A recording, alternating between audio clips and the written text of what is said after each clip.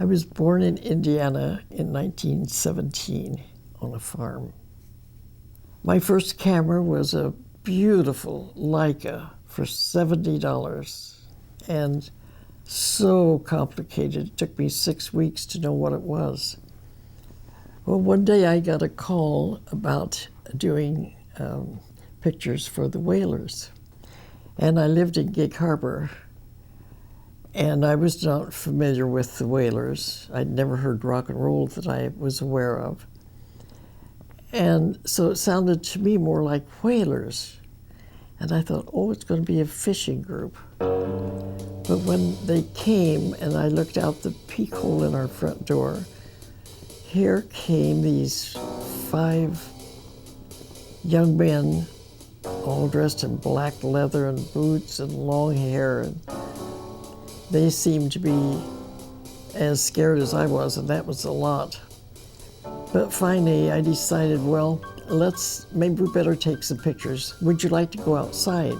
We went outside and started taking pictures, and instantly we were together. Everything cooled off, and we did beautiful pictures. And that was the beginning of the groups coming to my home for pictures. And where I lived, I was up on the high bank overlooking the water, the Narrows. And you know how young people are, they like to look at trees and climb trees and walk around the beach and things like that. We would do that, and that would bring pictures to mind. Pictures would happen. Well, one of my favorites was a picture that I did of Neil Young. And I was at his home. He was wearing one of his beautiful leather costumes with the long fringe.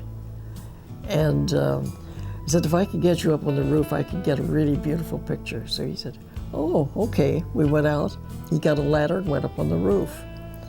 And I said, now if you'll fly like a bird. And I had him wave his arms, and it is really quite a sparkling picture. And Pat O'Day called me one day and asked if I'd like to come and do the pictures at the concerts. And I said I would love to, and I started doing that. Only one time did I feel that I might be in danger, and that was the last concert that I did of I believe it was the Stones. And when I got up to walk up to the stage to take the picture, one of the police guards pushed me, really gave me a shove. And that was the last concert I ever did. I quit that night. I didn't want to go through that. Well, the book launching at the Crocodile was the most unusual, exciting, fun event I've ever been to. It must have been my angels. I have an angel network, and I think they just decided I needed it. After my husband was ill, I took care of him for about 15 plus years. He had a massive stroke and was in extremely difficult health. And it was after he died that all of the attention started for me. And everyone there had a camera. Everyone there had a hug and a kiss for me.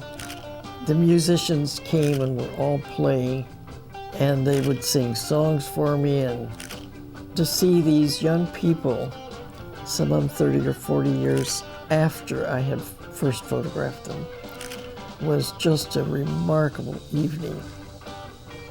And that was my big comeback. When I look back on everything that I've done, it is the most refreshing, wonderful thing to be remembered now at this late age of 93. It's something that I wish everyone could have when they are in their retirement age, to have their work appreciated. I am Jini Dellaccio. I am a photographer.